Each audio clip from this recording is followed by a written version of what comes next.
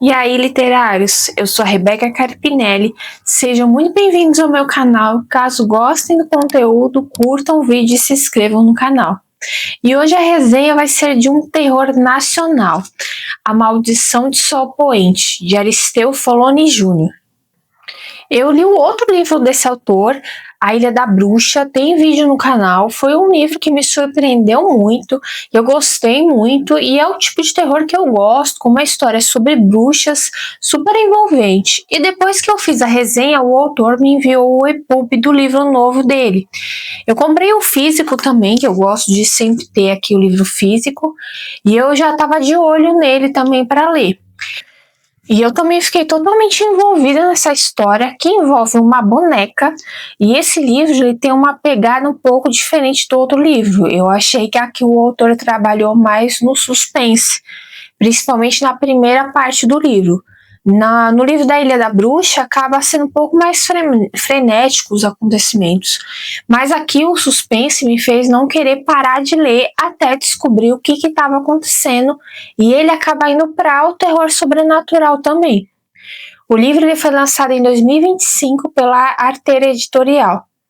A primeira parte desse livro, com o nome de Dívidas, a gente conhece um comissário da polícia chamado Paulo Torres, que está ali na casa dos seus 60 anos. Ele está prestes a se aposentar, ele é divorciado e ele é um homem que tem certos arrependimentos. Por conta do seu trabalho na polícia, ele acabou se afastando da esposa, dos filhos, ele ficou sozinho. E ele também tem uma atitude que ele tomou mais novo como policial, que com outro parceiro policial também, que o acompanha e que vai ser determinante na história. A gente conhece bem a história desse policial e nesse início ele recebe um chamado de um prédio em que um dos apartamentos durante a noite foi ouvido muitos gritos.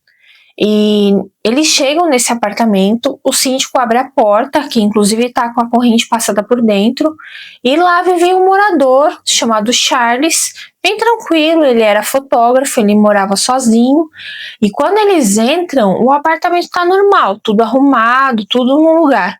Mas no quarto eles encontram o morador morto, sentado no chão e com a expressão de pavor no rosto, e com a sua própria máquina fotográfica na mão.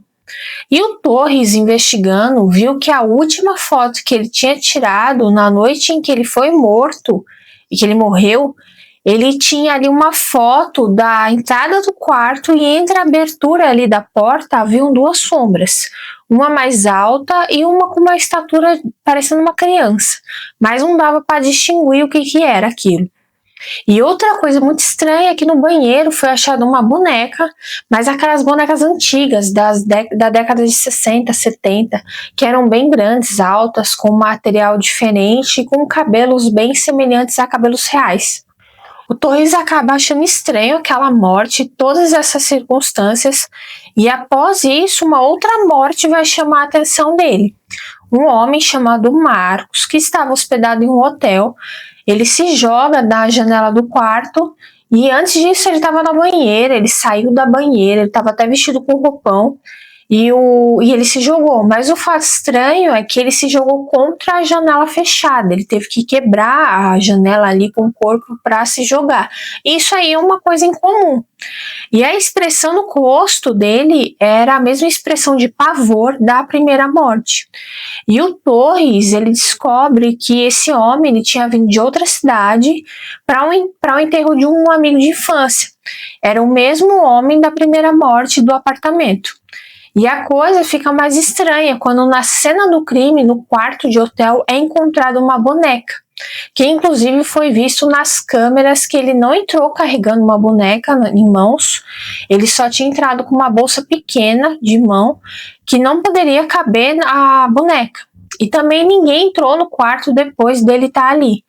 E inclusive parecia mesmo a boneca do que foi encontrado no quarto, do apartamento.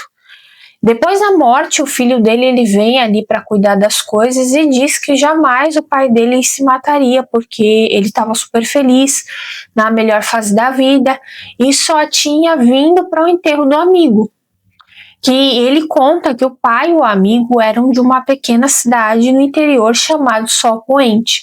Eles eram amigos de infância e o Torres, conversando com ele, pergunta se ele sabe ali de algum episódio de infância do pai referente a uma boneca. E ele se recorda de uma boneca de cemitério que o pai, mais 3 amigos, fizeram uma brincadeira quando crianças e pegaram uma boneca que ficava em um cemitério, em uma caixa de vidro que enfeitava um túmulo. Mas que parece que ficaram com medo ali depois que eles pegaram, devolveram o brinquedo ou enterraram em algum lugar. O Torres pede que ele consiga o nome dos outros 2 outros amigos. E outro fato muito estranho é que as bonecas, tanto do que estava no apartamento quanto do hotel, elas somem sem explicação, que inclusive pareciam ser a mesma boneca. Inclusive a que estava no quarto de hotel, ela foi levada até como prova e mesmo assim ela sumiu. O Torres continua a investigação e um dia por acaso ele acaba passando por um pai de santo ali na delegacia que toca no braço dele e diz: seu tempo é curto, é hora de enfrentar o mal. O mal ele tem muitos rostos, está com fome e quer vingança e vem cobrar uma dívida muito antiga que ele assumiu. O Torres começa a perguntar, mas ele não tem muito o que dizer, o que explicar. Só que restam 2 e ele é um deles. Outra pessoa chama o pai de santo, ele sai daquele transe ali e vai embora. E a partir disso, o Torres decide ir pessoalmente até a cidade de Sol Poente para descobrir ali o mistério, o que está acontecendo. Ele pede um afastamento temporário e essa primeira parte principal do livro se encerra. E entra na segunda parte do livro chamada Sol Poente, que é a minha preferida e me deixou chocada. Vai contar um episódio que aconteceu na década de 80 em Sol Poente, de um pastor chamado Ramírez, que ficou muito conhecido. Ele era um pastor que seguia ali a palavra de Deus e pregava a palavra, e com poucas doações ele conseguiu construir a sua igreja do zero e ele sempre fazia tudo da maneira certa.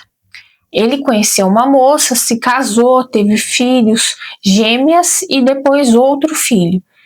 Em um dia na igreja, ele recebeu a visita de um fazendeiro muito rico de Sol Poente, pedindo ali apoio espiritual.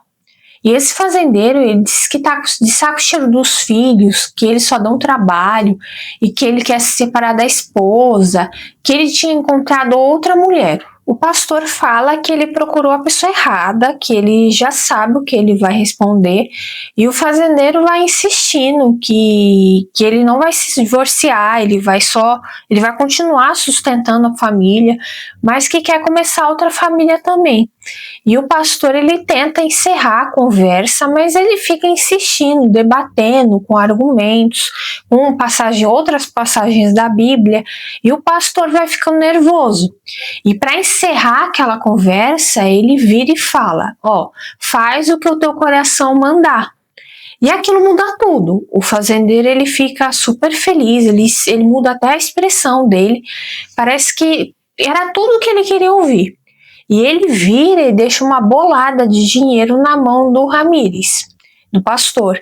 Ele chega a recusar na hora, mas o fazendeiro diz: olha, o dinheiro é seu, eu não vou pegar de volta. Se você quer reformar a igreja, se você quiser doar, é com você. Ele vira e vai embora, e isso foi o início de toda a desgraça desse pastor. Isso mudou tudo, inclusive na cabeça dele.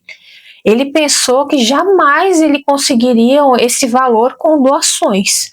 E talvez o segredo fosse apenas dizer o que as pessoas gostariam de ouvir. A partir daí, ele que fazia tudo certo, ele começou a fazer uma pregação mais liberal na igreja. Isso fez com que muitos deixassem de frequentar a igreja, mas em contrapartida, muitas outras novas pessoas começaram a frequentar, muito mais pessoas, e pessoas com condições financeiras muito melhores. Após um período, o seu filho mais novo, de 2 anos, ele ficou doente e ele usou parte do dinheiro que ele havia guardado para tentar salvar o filho. Mas mesmo com todo o dinheiro, a fé que ele tinha, ele pediu orações na igreja, o filho faleceu. Isso fez questionar se toda aquela pregação mais liberal e todo aquele retorno financeiro que ele estava tendo não eram os culpados. Ele voltou a ser o pastor que ele era antes, só que completamente intolerante a tudo. Ele virou fanático religioso. Dentro de casa, inclusive, com as filhas gêmeas, elas não podiam ter nenhum brinquedo. Com a esposa, ela não podia passar um batom, um perfume. E claro, ele perdeu quase todos os frequentadores da igreja. E chegou em um ponto que ele chegou a agredir a esposa dele por ela ter passado um perfume e ela já não aguentava mais. Ela acaba deixando ele, tenta levar as filhas, mas ele não deixa e ela vai embora para casa de parentes para tentar guardar legalmente.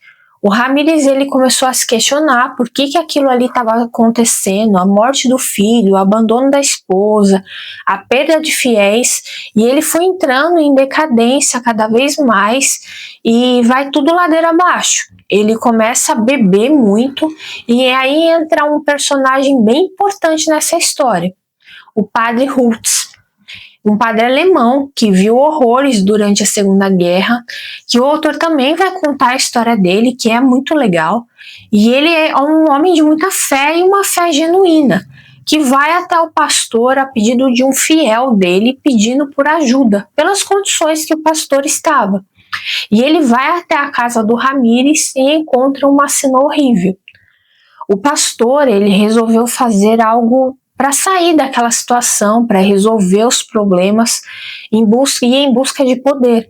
Só que ele faz algo horrível, algo trágico, algo que nem passou pela minha cabeça que ia acontecer nessa história. E depois dessa grande tragédia, o padre Hurtz vai entrar nessa situação para tentar, como eu posso dizer ali, diminuir os danos do que o pastor Ramírez tinha feito. E ele vai precisar entrar em uma batalha contra o mal. Ele vai ficar ali batalhando durante 48 horas numa batalha contra o mal, um mal muito poderoso. Ele quase morreu.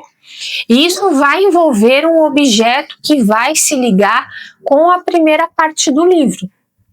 Essa parte do livro se encerra e começa a terceira e a última, com o Torres chegando a sua poente, aí já nos dias atuais. E toda essa história vai se conectar.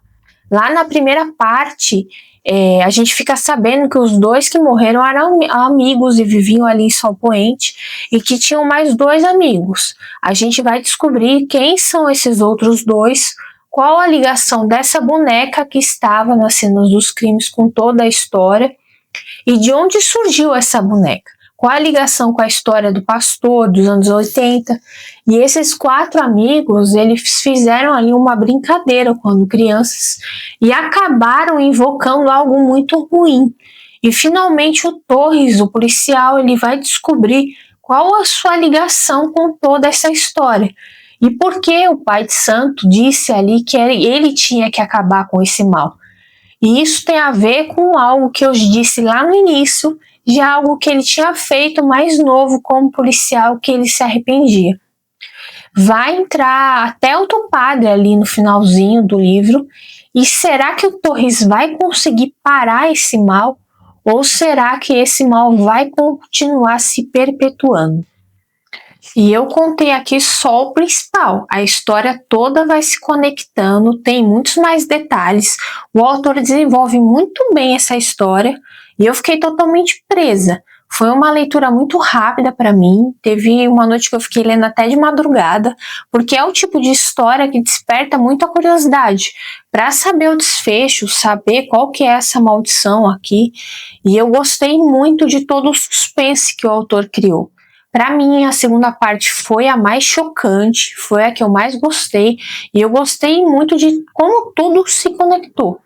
Fica aqui a minha recomendação desse mais um terror nacional. Obrigada pela companhia e até o próximo vídeo. Tchau!